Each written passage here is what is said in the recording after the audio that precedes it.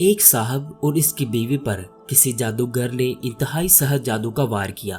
یہ جادوگر اس جادو پر باقاعدہ پہرا دیا کرتا تھا اور کسی عامل کو اس کا توڑ نہیں کرنے دیتا تھا۔ وہ صاحب فرماتے ہیں کہ ان کی بیوی کا ہاں اول تو حمل ٹھہرتا ہی نہیں تھا، لیکن اگر ٹھہر جاتا اور کسی نہ کسی طرح 9 ماہ پورے ہوتے تو بچے کی پیدائش مردہ حالت میں ہوتی۔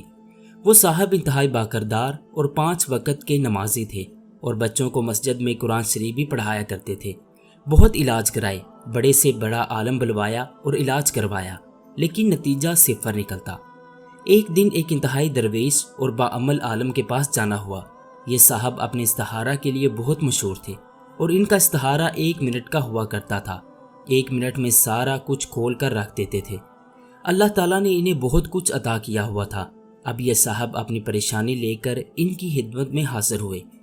مولوی صاحب نے انہیں بتایا کہ یہ کسی عام زور آور جادوگر کا کام نہیں، بلکہ یہ تو کسی خبیث العین جادو کی دنیا کا انتہائی غلیظ اور ماہر جادوگر کا وار ہے، اور یہ میرے بس سے باہر ہے۔ میں اس عمر میں اتنی سخت محنت نہیں کر سکتا، اس کا توڑ بھی کوئی خبیث العین ہی کر سکتا ہے۔ وہ صاحب پوچھنے لگے پھر بھی کچھ تو حل ہوگا اس کا۔ مولوی صاحب فرمانے لگے سندھ کے فلاں علاقے میں فلاں جگہ پر ایک گاؤں کے باہر اسی خبیث العین نے ان دنوں ڈیرا لگایا ہوا ہے، تو فوراً اس کے پاس چلا جا۔ یہ صاحب فوراً سندھ کی طرف نکل پڑے اور جیسے ہی گاؤں کے باہر پہنچے تو دور سے ایک آگ کا دہکتا ہوا الاؤ لگا ہوا دکھائی دیا۔ انہوں نے بزرگوں کی بتائی ہوئی نشانی دیکھ کر اس کی طرف بڑھنا شروع کیا۔ دور سے دیکھتے ہیں کہ ایک آدمی آگ کے پاس بیٹھا ہوا ہے اور ارد گرد اس کے ماننے والوں کا جھرمٹ ہے۔ ابھی تھوڑی دور ہی تھے کہ وہ شخص اچھل کر کھڑا ہو گیا اور زور زور سے چلانے لگا کہ وہ دیکھو آ گیا جادو کا ڈسا، وہ آ گیا قرآن پڑھانے والا۔ یہ اس کے پاس پہنچے اور اپنا مقصد بتایا۔ اب یہ خبیث العین خوشی سے پاگلوں کی طرح ناچنے لگا اور بولا جاؤ فلاں کے پاس جاؤ، فلاں کے پاس یہ جو گرہ لگی ہوئی ہے کھلواؤ اپنے مولویوں سے۔ اس نے مولوی صاحب کے ساتھ ان صاحب کو بھی برا بلا کہا اور بڑے بڑے خدائی کے دعوے بھی کیے اور جادو توڑنے سے صاف انکار کر دیا۔ یہ صاحب واپس آئے اور اپنے رب کو پکارا کہ اے اللہ، یہ بھی مہلوک ہے، تو چاہے تو کیا نہیں ہو سکتا۔ یہ ظالم مجھ پر غالب آ گئے ہیں اور ظلم کرنے سے باز نہیں آ رہے، اور رو رو کر اللہ سے دعائیں کی۔ اچانک ان کے دل میں خیال آیا کہ جادو کا توڑ تو آقا صلی اللہ علیہ وآلہ وسلم نے ماؤز 3 سے کیا تھا، اور جادو بھی انتہائی سخت بلکہ آخری درجے کا تھا۔ جب آقا صلی اللہ علیہ وآلہ وسلم نے ماؤز 3 سے یہ جادو توڑا تو پھر میں بھی ماؤز 3 ہی پڑھتا ہوں۔ اب انہوں نے اللہ کا نام لیا اور اسی رات سے باوضو ہو کر مسجد میں جا کر ماؤز 3 اس جادو کے توڑ کی نیت سے پڑھنا شروع کی اور پوری رات پڑھتے رہے۔ ہر وقت باوضو رہنے لگے۔ چھٹے دن رات کو اونگ آ گئی اور اچانک خون کی پوری بالٹی ان کے اوپر جیسے کسی نے گرا دی ہو۔